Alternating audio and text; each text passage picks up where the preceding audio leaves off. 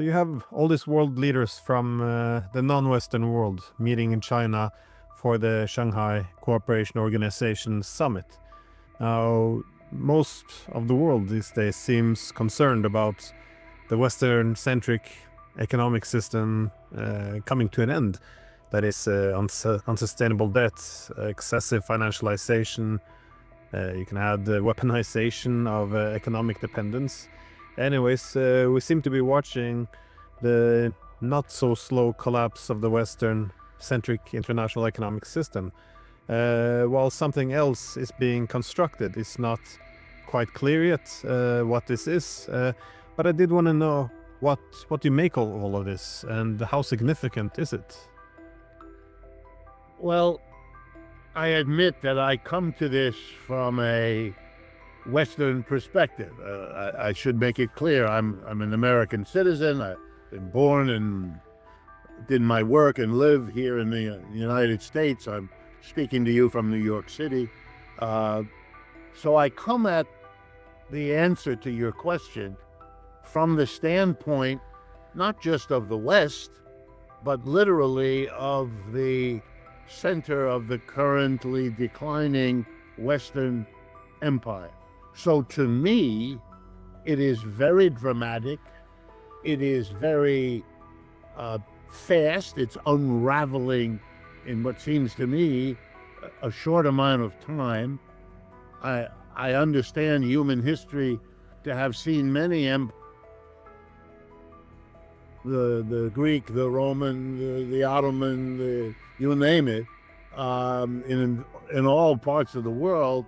And I've always understood that to be a long, slow process.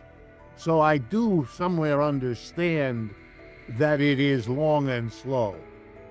And I have to remind myself of that because it seems right now, to be unraveling very quickly. So I don't want to resolve that. I don't think that's a contradiction that should be resolved. I'm more of a Hegelian. That's a contradiction that is constitutive of the reality in which we live. So having said about the long and the slow, let me tell you how it looks from someone who right now is struck by how fast it's going. And here's how fast, I mean by fast. The war in Ukraine is part of this. And that's only 3 years now, a little over 3 years. And look what happened. At the beginning, we were told by our leaders here that Russia would be on its knees, that the ruble would become rubble. In other words, that this is going to be a short, easy, one-sided story. And we were kept with that story into much of 2022, much of 2023, and so on, as the West added more and more layers, more sanctions, and more weapons, and higher grade weapons, and more money. And what we have seen, very dramatic to us, in the face of all of that, a steady defeat at the hands of Russia, whose rubles didn't collapse, whose economy didn't fold, whose economic growth record is faster these last 3 years than that of the United States, if you measure it by annual percentage growth of GDP and so on. That is very dramatic and is leading this country to have a kind of schizophrenic splitting of the consciousness. There is a minority, I want to be clear, a minority, although significant, that sees Ukraine as a defeat. Part of Mr. Trump's behavior is because he sees it that way too. But the overwhelming majority of Americans will not admit this. They are denying what I just said, that the war is not over, that the war is not being won by the Russians, that more effort is coming and will be victorious when this is over. That the majority of Americans agree with most European leaders, even though it looks to some of us as though those leaders, given their popularity ratings, are very much a minority in European public opinion. A complicated situation. Second example, and these are little things, but you should see them in this context. We once upon a time had a cabinet office called the Department of War, in which the United States copied Great Britain, who also called that the Department of War. Then, after World War II, when the United States' position was global empire manager, it was changed to Department of Defense, and now it is being changed back to Department of War. Try to understand what that means. That's part of a positioning of the United States in its own mind as big and powerful, and now taking the veneer, the wrapping off to reveal the underlying raw power. In the same day that they announced that, the American military destroyed a boat that was 1,000 miles away from the United States in the Caribbean, the South Caribbean, near Venezuela and Trinidad, a boat in which 11 people were moving, no one knows from where, no one knows to where, and no one knows what was in the boat other than the 11 people that were summarily killed. What's going on here? There's no state of war between the United States and Venezuela. There is no threat to the United States by a boat, a little boat, a boat that has 4 outboard motors that, that is 1,000 miles away. You have to think, why would you do this? What in the world would possess you to be the judge, the jury, and the executioner all at once of these 11 people, whoever they were, which we will probably never be told here. Maybe somewhere else, but not here. All right, and then now finally,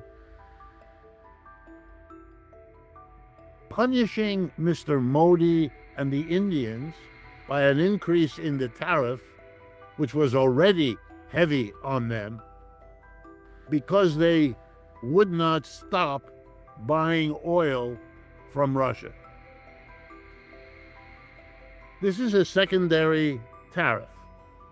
This is a tariff that is punitive. This is a tariff that, if it is allowed to stand, will damage Indian businesses and American businesses in significant degrees. What is going on, in my judgment, these are desperate acts. I use the word intentionally. These are acts of desperation of a government trying to hold back the decline, because they, like me, see it as fast. Ironically, I have to say now, it isn't as fast as they fear it to be.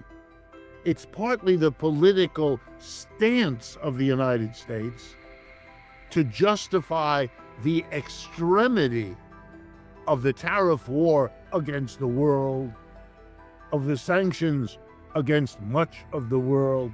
These are extraordinary, aggressive actions that have to be justified. And the justification here is the ironic, and in the long run, very dangerous, reinforcement of the notion of a declining empire by those people working hard to prevent it. But they inadvertently, by having to justify what they're doing, teaching the American people to fear a process that is in fact underway, but that most of them, most of the time, still want to deny. So they're caught between the urge to deny and the irony that the people riding that wave into office have to reinforce it. Something similar, I believe, is going on in Europe. In order to justify 5% of your budget for defense, you have to hype the threat of Russia invading all of Europe. You have to revive 75 years of Cold War mentality as if the Cold War were still there. And so ironically, you are frightening your people, and that will come back and hurt you, since your leadership screams every day of its incapacity to manage any of this. But having said all that, I do think that what's happening in the East is an important milestone in the decline of the West. I don't think these things will happen overnight, and I see them as full of contradictions. And so let me tell you briefly. Is it a sign of the economic maturity of the East? Yes. Is it a sign that the BRICS countries, the SCO country, all of that part of the world is beginning to seriously disconnect from the United States, because the United States is behaving as a rogue player in the world economy? Yes, I think that's going on. I think India is trying to solve problems with Russia and China to isolate the United States relative to itself. I think these are extraordinary steps happening in a long, slow process, but more quickly, and that the United States' own desperate efforts to hold it back are having the contradictory effect of speeding it up, which only reinforces the American desperation. This is a dangerous loop because of its military implications. But as I say, I think there are also all kinds of contradictions.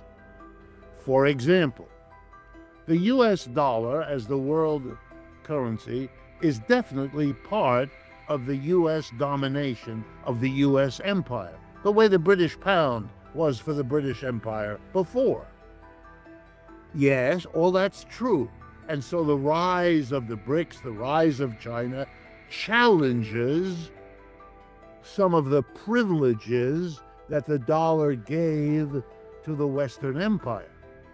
But we have to remember the dollar was also the global currency within which China achieved its economic miracle of the last 30 to 40 years, and India also.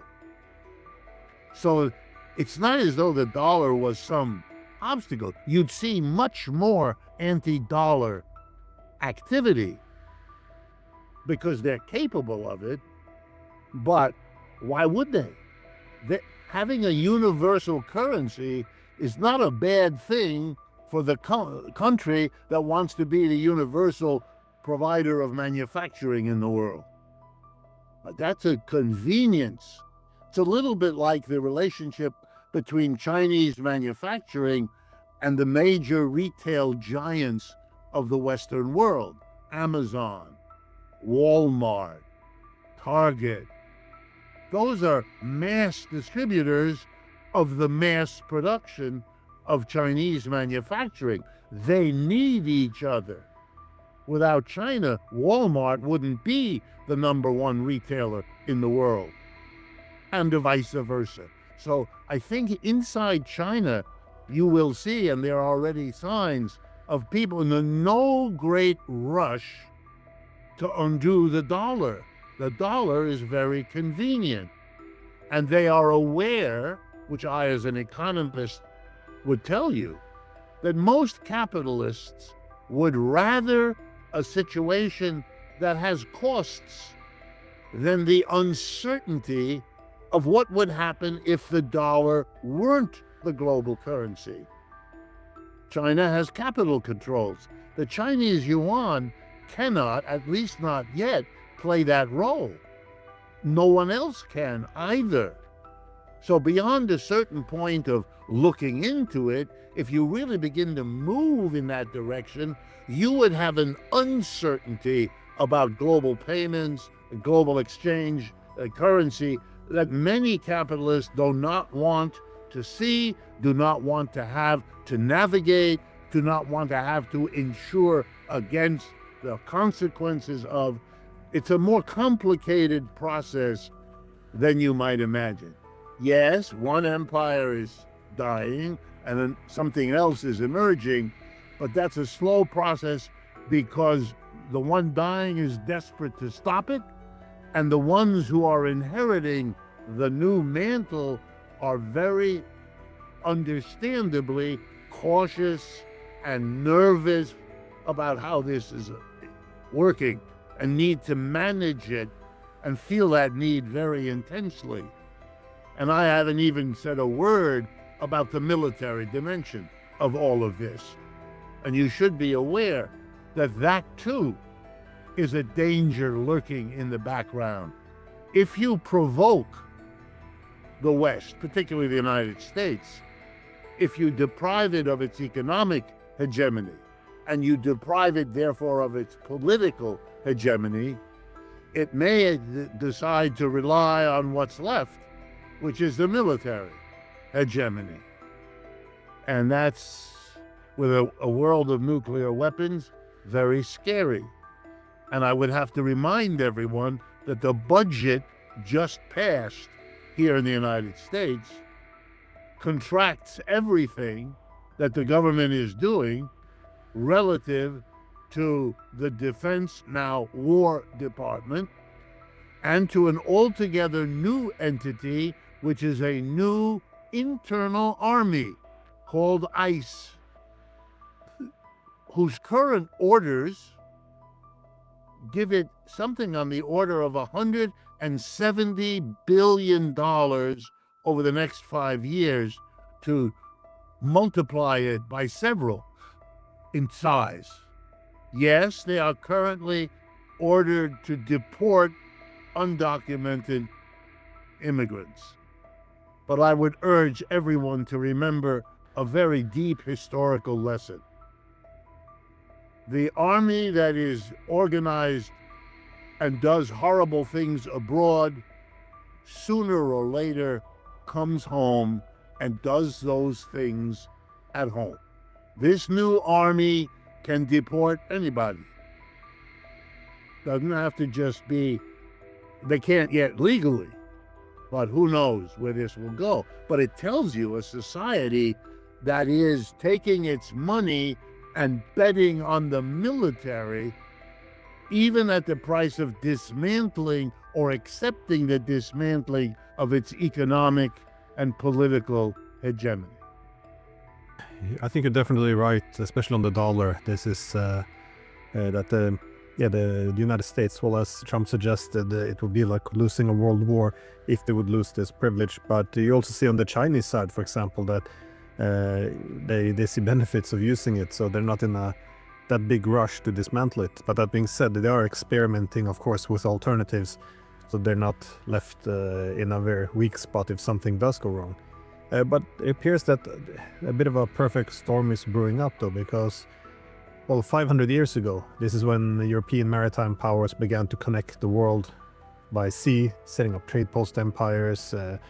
Then later on you have the Industrial Revolution giving them technological, industrial dominance, also leading to colonization of the world. And yes, what seems to be slipping now, though, is centuries of a Western-led economic order. That is, well, when the United States tried to break apart from Britain economically with the American system, it more or less organized around 3 pillars. One was the industrial technological independence with its manufacturing base.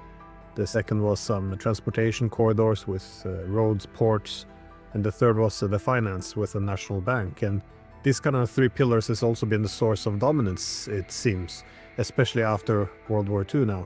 But if we see what's happening, it's all of these pillars seems to be falling at the same time.